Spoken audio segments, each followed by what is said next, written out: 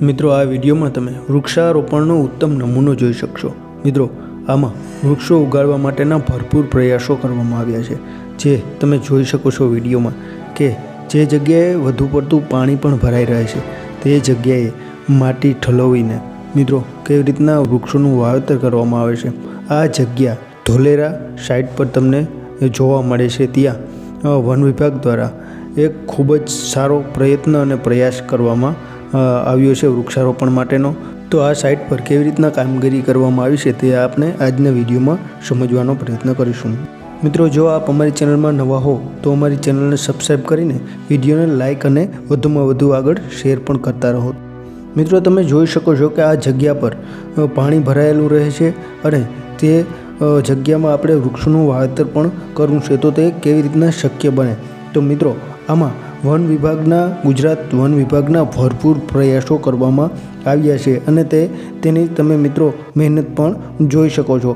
સૌથી પ્રથમ આ સાઇટમાં માટી દ્વારા ભરતી કરવામાં આવે છે અને મિત્રો ત્યારબાદ મિત્રો કેન એટલે કે આપણે સાદી ભાષામાં જેને બેરલ કહીએ છીએ તે બેરલમાં માટી ભરીને વૃક્ષોનું છોડનું વાવેતર કરવામાં આવે છે અને તેને ઉછેરવાનો પ્રયાસ કરવામાં આવે છે। તો મિત્રો, તમને વિચાર આવતો હશે કે આમાં બેરલની એટલે કે કેનની શું જરૂરિયાત રહે છે?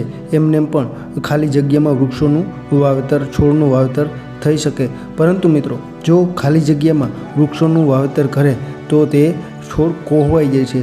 ફરતી બાજુ પાણી હોય અને તેના ભેજને વધુ પ્રમાણમાં તેના ભેજ લાગવાને કારણે એટલે કે પાણી ભરાયેલ રહેવાને કારણે છોડ સુકાઈ જાય છે। એટલા માટે તે જમીનથી થોડું ઊંચું બેરલમાં માટી ભરીને તેનું વાવેતર કરવામાં આવે છે અને ત્યારબાદ મિત્રો આ છોડ મોટો થઈ જાય પછી તેને કોઈ પણ પ્રકારની અસર થતી નથી।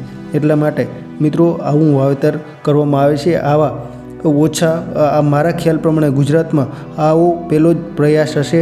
એટલા માટે મિત્રો ઘણો સારો એવો પ્રયાસ વન વિભાગ દ્વારા કરવામાં આવ્યો છે। મિત્રો, આ પ્રયાસને આવકારવો પણ જોઈએ અને મહેનત પણ આપણે વન વિભાગની જોઈ શકીએ છીએ।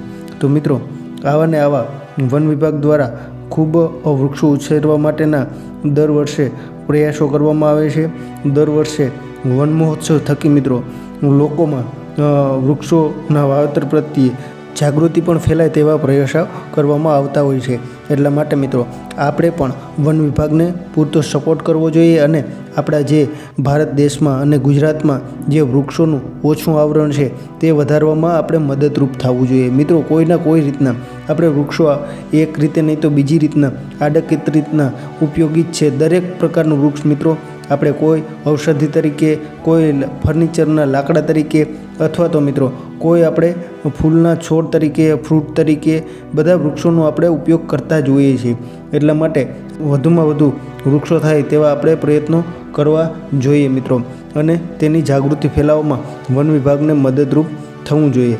અને મિત્રો ત્યારબાદ વધુમાં દર વખતની જેમ આ વર્ષે પણ વન વિભાગ દ્વારા એક સાંસ્કૃતિક વનનું લોકાર્પણ કરવામાં આવ્યું છે, જે મિત્રો ખેડા જિલ્લાના ગલતેશ્વર ખાતે આ સાંસ્કૃતિક વન ખુલ્લું મૂકવામાં આવ્યું છે। અને મિત્રો આવી જ રીતના વન વિભાગ એક પેડ માં કે નામ અંતર્ગત પણ લાખો છોડનું આ વર્ષે વાવેતર કરવામાં આવ્યું છે। તો મિત્રો આવી જ રીતના વૃક્ષારોપણના વન વિભાગ દ્વારા અથાગ પ્રયત્નો કરવામાં આવે છે।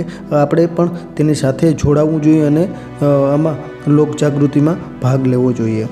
તો મિત્રો અમને આશા છે કે અમારો વિડીયો આપને પસંદ પડ્યો હશે, એટલા માટે વિડીયોને લાઇક કરી અને વધુમાં વધુ શેર પણ કરતા રહેશો। ફરીથી નવા વિડીયો સાથે મળતા રહેશું મિત્રો। જય હિન્દ, જય ભારત, વંદે માતરમ।